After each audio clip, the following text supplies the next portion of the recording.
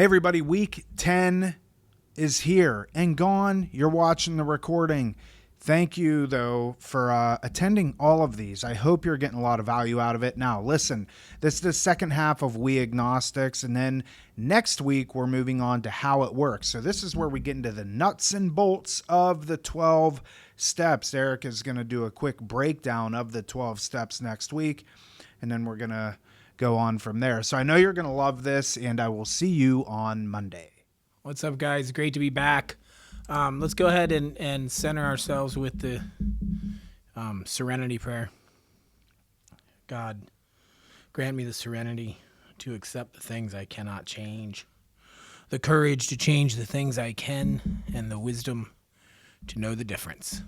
And, I love the way Al-Anon breaks that prayer down. They say, God, grant me the serenity to accept the things I cannot change, the courage to change the one thing that I can, and the wisdom to know that that one thing is me. That's what I've got. I've got 3 feet around me. That's what I control. So we got halfway through We Agnostics last week, and in We Agnostics, I pointed out that, Bill W. wrote this article or wrote this chapter not to teach us or to promote any religion and not to teach us any religious doctrine. He simply wrote it that we might think, we might wonder, we might discuss, and open our minds just enough to let God in to show us that he's real. And that was it. It wasn't teaching us anything. It wasn't telling us that we have to believe any particular religion. In fact, he talks about it a lot in this. The whole idea of this is to have a whole new set of attitudes, ideas, emotions towards God and God's universe, towards the idea of God. And in that, we can find a power greater than ourselves in which we can live a fruitful life. And so we're going to start. I'm going to read the last chapter that we had, or the last paragraph that we had gone over. We're really, we've read here that we don't have to believe any particular thing. It can be our own conception of a power greater than ourselves. And as an alcoholic, I never had a problem with my own conception of anything. So I was overjoyed when I realized that I could do that, right? And it says, we needed to start setting aside. It says the word prejudice in here a lot. As soon as we could set aside old prejudice, and those old prejudice, the word prejudice simply means old ideas. And that's what it was. For me, I had to stop saying no, no, no, no, and start saying maybe. That was it. Because my old ideas, my prejudices that I had to set aside were the ideas that I had to believe the way they taught me to believe as a child. When I came to Alcoholics Anonymous, my conception of God was that of a 9-year-old boy. I didn't like it then. I didn't like it now. And in AA, I learned that I didn't have to believe that anymore. I could choose that for myself. And so we're on page 50, third whole paragraph. On one proposition, however, these men and women are strikingly agreed. Every one of them has gained access to and believes in a power greater than himself. This power has in each case accomplished the miraculous, the humanly impossible. As a celebrated American statesman put it, let's look at the record. And what he's talking about, who he's talking about these people here, he's talking about in the back of the book. We're going to read all these stories. There's 40-something stories in the back of the book. And in those stories, I thought that when I read those stories, these are about how people got sober. But they're not. It says it in the introduction to them. They're about how people found a power greater than themselves, how they found God. And so that's what they're talking about here. So let's look at the record. Here are thousands of men and women, worldly indeed, and they flatly declare that since they have come to believe in a power greater than themselves, to take a certain attitude toward that power, and to do certain simple things, there has been a revolutionary change in their way of living and thinking. In the face of collapse and despair, in the face of the total failure of their human resources, they found that a new power, peace, happiness, and sense of direction flowed into them. This happened soon after they wholeheartedly met a few simple requirements, those 12 steps. Once confused and baffled by the seeming futility of existence, they show the underlying reasons why they were making heavy going of life. Leaving aside the drink question, I'm putting that over there. They tell why living was so unsatisfactory. They show how the change came over them when many hundreds of people are able to say that the consciousness of the presence of God is today the most important fact of their lives. They present a powerful reason why one should have faith. And so what Bill W. is pointing out here is that here in Alcoholics Anonymous, there's millions of men and women now who couldn't live life. It talked about it here earlier in an earlier chapter, and there is a solution. When we talked about they had come to believe in the futility, we had come to believe in the hopelessness and futility of life as we had been living it. And that was what it was for me. Life to go on the way it was futile to live the life the way I was living it. And it was hopeless. I had no way out, right? And here they're saying that these men and women, just like me, flatly declare that since they've come to believe in a power greater than themselves, that this has changed, right? That they found a new sense of power, peace, happiness, and sense of direction flowed into them. And they were on the verge of collapse and despair.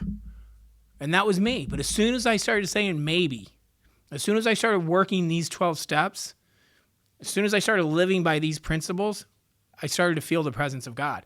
I talked about it last week, how we agnostic means without knowledge of God. It just means without knowledge. It doesn't mean I don't believe in God. And when I came in here, I believed in God. I had no problem believing in God, but I was agnostic, meaning I was without knowledge of how God had ever worked in my life. I had stood on my own 2 feet from day one. From as long as I can remember, I had tried to run the show. I never once turned it over and turned my life over to the care, the peace, the love of God, ever. And so I was without knowledge of how God ever worked in my life. So while I believed in God, I acted as if I didn't, right?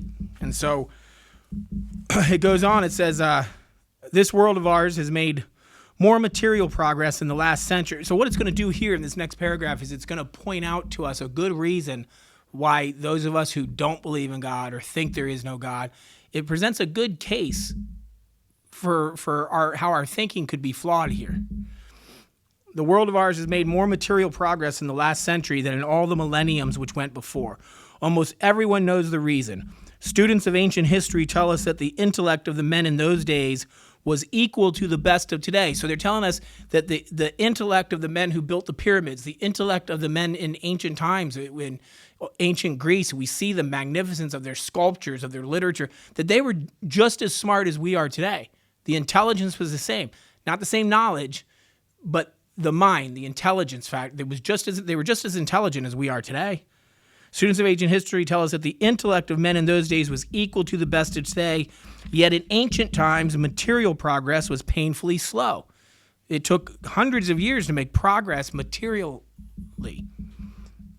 It was painfully slow. The spirit of modern scientific inquiry, research, and invention was almost unknown. In the realm of the material, men's minds were fettered by superstition, tradition, and all sorts of fixed ideas.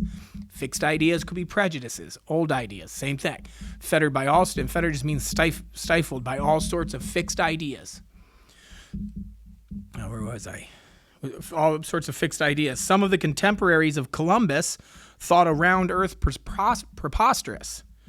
Others came near putting Galileo to death for his astronomical heresies. So that superstition, talking about the stars and the planets, Galileo, they thought that's heresy. They were going to put him to death for that. A round earth that was preposterous. How could that? No, they held on to those superstitions, and they were unwilling to change their mind. They were unwilling to look outside the box, and that's why material progress was so slow. It had nothing to do with their intellect. It had everything to do with their unwillingness to change, with their unwillingness to cast aside an old idea and accept a new one. We asked ourselves this: are not some of us just as biased and unreasonable about the realm of the spirit as were the ancients about the realm of the material? So don't we do the same thing? I will believe something that I learned as a child from my parents. It's cognitive dissonance, right? I'll believe something and hold on to that belief because I learned it as a child. With all contrary evidence, I'll still hold on to that belief. And I do that. I did that with spirituality with God for a very long time. So it says, are not some of us just as biased and unreasonable about the realm of the spirit as were the ancients about the realm of the material? Even in the present century, American newspapers were afraid to print an account of the Wright brothers' first successful flight at Kitty Hawk. Had not all efforts at flight failed before? Did not Professor Langley's flying machine go to the bottom of the Potomac River? Was it not true that the best mathematical minds had proved man could never fly? Had not people said God had reserved this privilege to the birds? Only 30 years later, the conquest of the air was almost an old story, and airplane travel was in full swing. So we were willing, they almost didn't want to print those papers, those successful flight, the story of the successful flight at Kitty Hawk, because they were afraid people would rebel because they believed that man could never fly. And here we are. And 20 years later, flight was in full swing. And we were very willing to change our minds about that. But in most fields, our generation has witnessed complete liberation of our thinking. Show any longshoreman a Sunday supplement describing a proposal to explore the moon by means of a rocket, and he will say, "I bet they do it. Maybe not so long either. Maybe not so long either."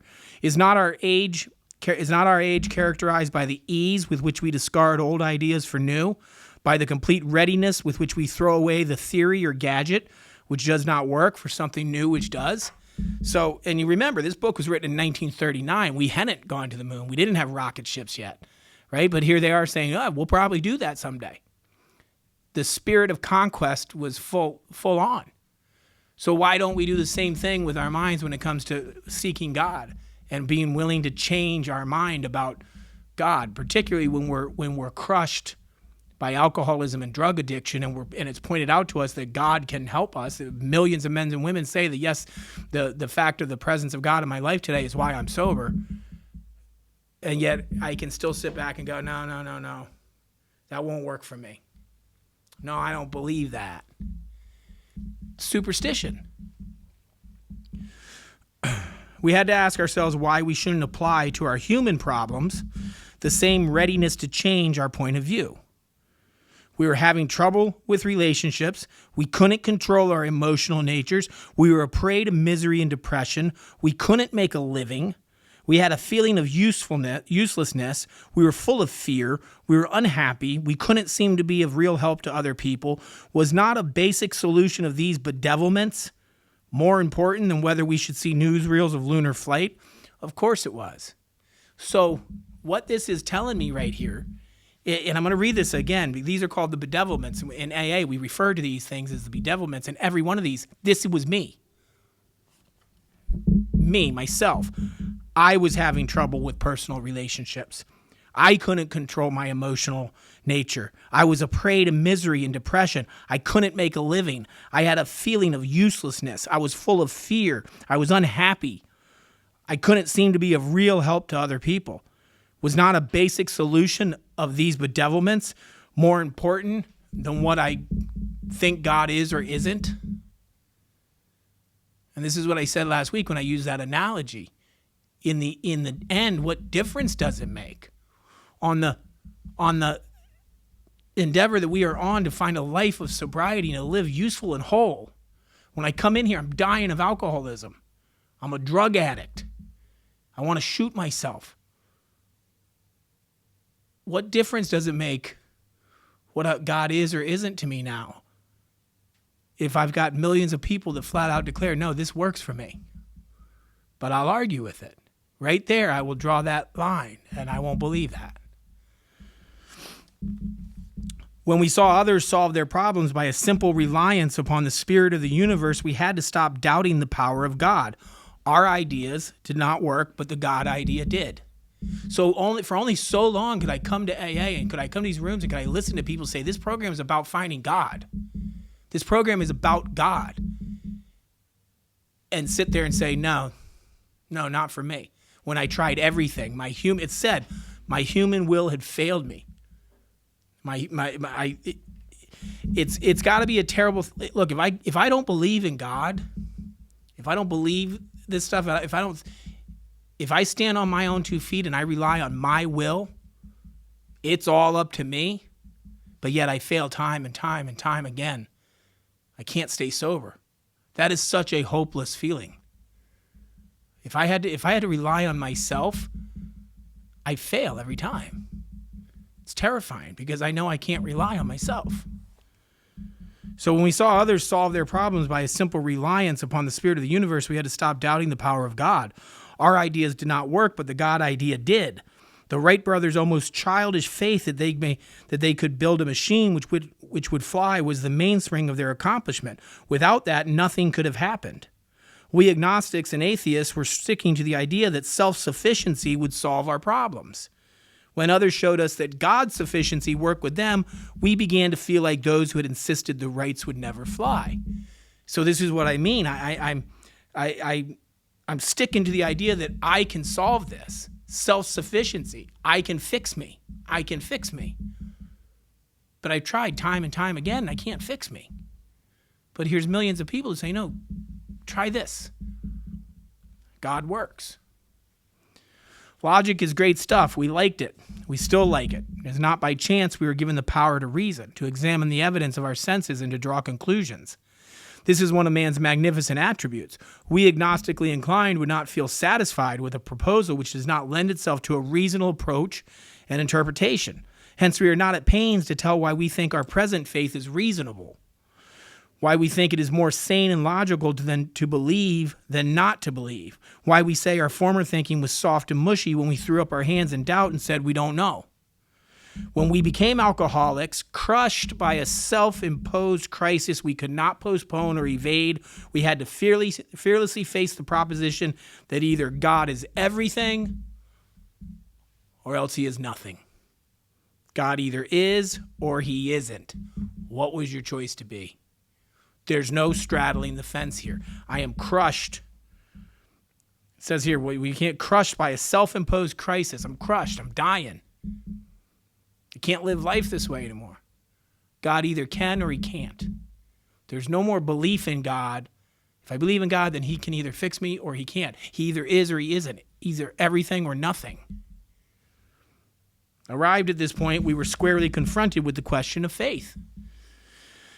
We couldn't duck the issue. Some of us had already walked far over the bridge of reason toward the desired shore of faith. So we've walked over that the belief and the reason. Okay, I get this. I understand this. God can help me.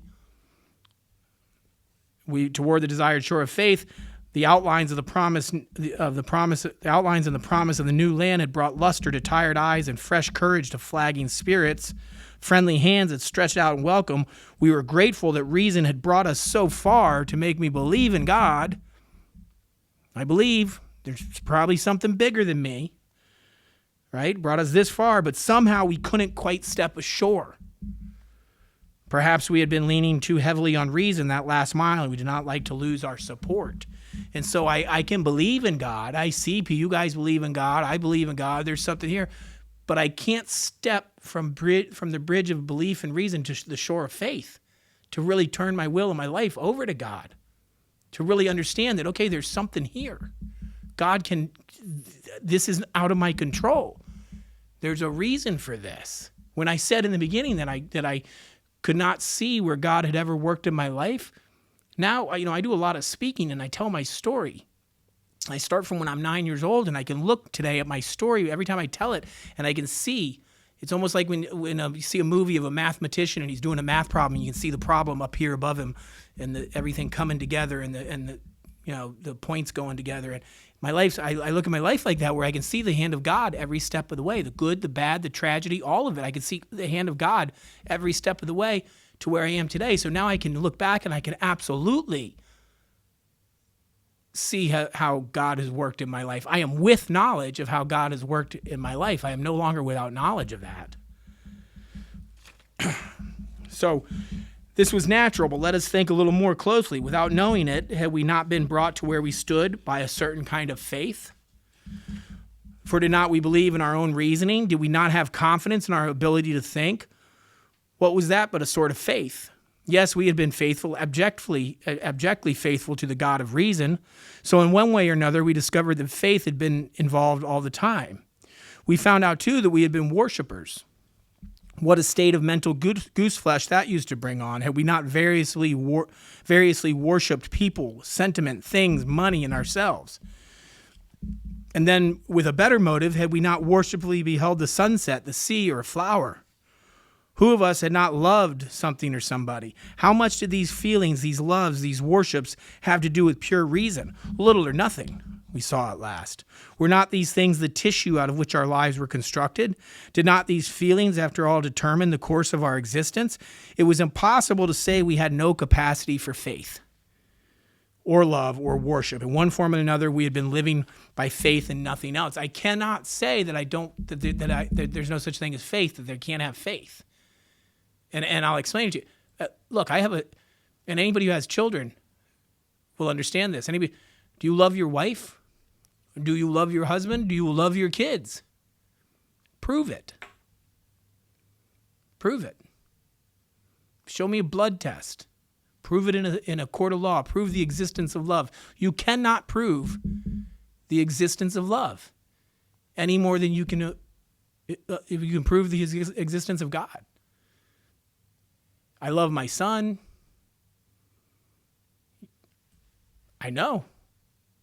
I can't prove it to you. I can't prove to you that I love my son. I can't prove to you that I love my wife. There's no barometer for that. But I know. I know. That's how God is for me. I can't prove it to you, but I know. I know. So when we talk about a God personal to ourselves, I don't feel the desire, I don't feel the need to have to explain that to anyone. I know. And that's what this whole thing's telling me. You have to know. Whatever that is for you. I don't know what it is for me. So for some people it's Jesus. For some people it's this religion, that religion. For some people it's the ocean. I don't know. But I have God in here. I know that. And I can't explain that to you.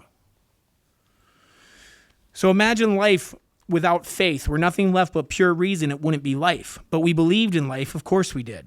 We could not prove life in the sense that you can prove a straight line is the shortest distance between 2 points, yet there it was. Could we still say the whole thing was nothing but a mass of electrons created out of nothing, meaning nothing, whirling on to a destiny of nothingness?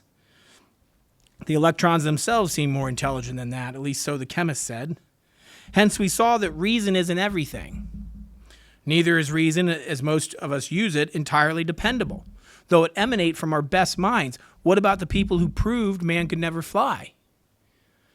Yet we had been seeing another kind of flight, a spiritual liberation from this world. People who rose above their problems, their alcoholism, their drug addiction. And they said God made these things possible, and we only smiled.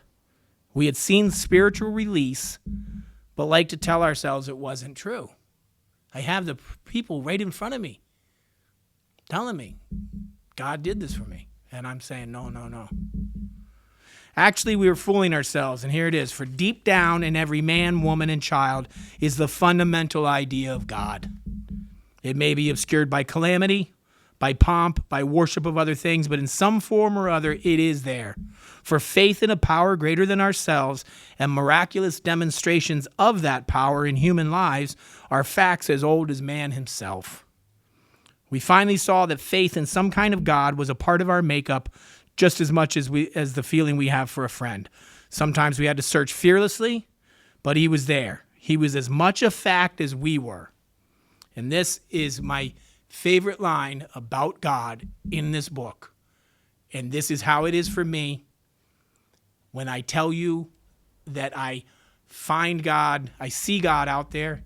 I see God's work everywhere, but I don't find God out there. I find God in here, in me. The God of my understanding for me lives in here. And it lives in you and Tom. And it lives in every human being that I come in contact with from this day until my last. The God of my understanding lives in that translation, in how I treat that person. That's where I find God. And here it says it right here. He was as much a fact as we were. We found the great reality, and the great reality is capitalized. The great reality is a word that Bill W. uses to describe God.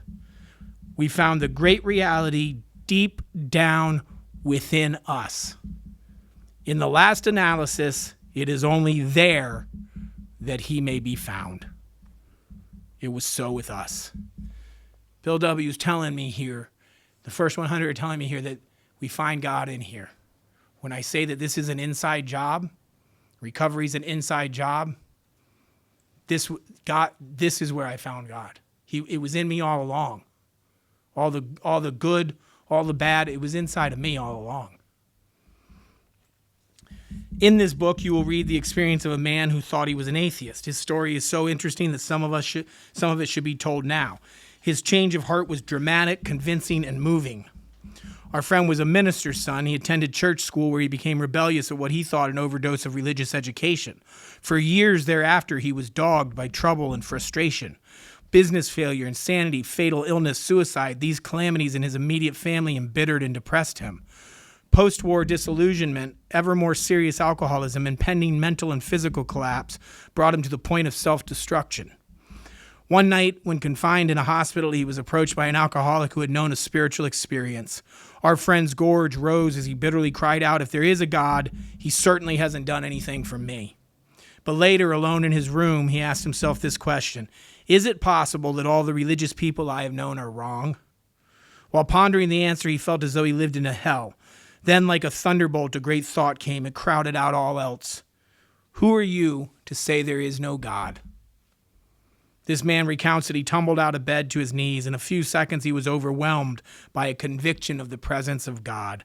It poured over and through him with the certainty and majesty of a great tide at flood. The barriers he had built through the years were swept away. He stood in the presence of infinite power and love. He had stepped from bridge to shore. For the first time, he lived in conscious companionship with his Creator. Thus was our friend's cornerstone fixed in place. No later vicissitude has shaken it. His alcoholic problem was taken away that very night. Years ago, it disappeared. Save for a few brief moments of temptation, the thought of drink has never returned. And at such times, a great revulsion has risen up in him. Seemingly, he could not drink if he would. God had restored his sanity. What is this but a miracle of healing? Yet its elements are simple. Circumstances made him willing. Circumstances made me willing. Out there on the street, that's what made me willing. The pain became so great that I became willing to change my attitude, to learn something new. He humbly offered himself to his Maker, then he knew. Even so, as God restored all of us to our right minds, to this man the revelation was sudden. Some of us grow into it more slowly, but he has come to all who have honestly sought him. When we drew near to him, he has disclosed himself to us. And I heard Joe and Charlie, I think it was, tell a story. It's an old parable from the Hindu religion. And it's three wise men. And it goes back to a time in the Hindu religion when they thought that all mankind had divinity within them. God was it. All men were gods, and they were abusing that divinity. Mankind was abusing that divinity. So these three wise men, the chief gods, I'm not sure exactly how this goes, but I'm paraphrasing it. They decided we're going to take man's divinity. We're going to take what they cherish most because they're abusing it, and we're going to take it from them. And the first wise man said, well, now that we've taken it from them, what do we do with it? He said, well, we need to hide it from them. And the first wise man said, oh, well, I've got an idea. Let's hide it. Let's take it to the end of the earth and hide it there. And the chief wise man, he said, no, you know how they are. You know how mankind is.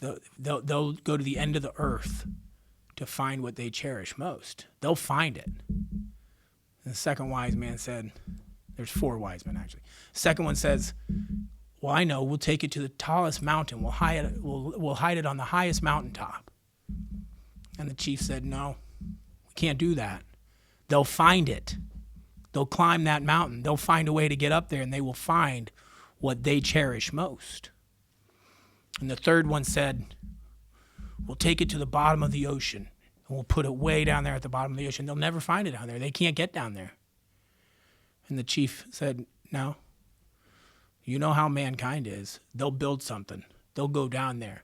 They'll find it. They'll get to the bottom of the earth. They'll get to the bottom of the ocean to find what they cherish most. So the three wise men threw their hands up and they said, well, what are we going to do with it then? And the chief said, we're going to hide it within them.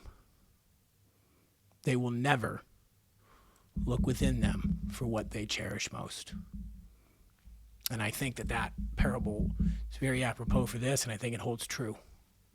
That's what I got tonight. Tom, let's open it up.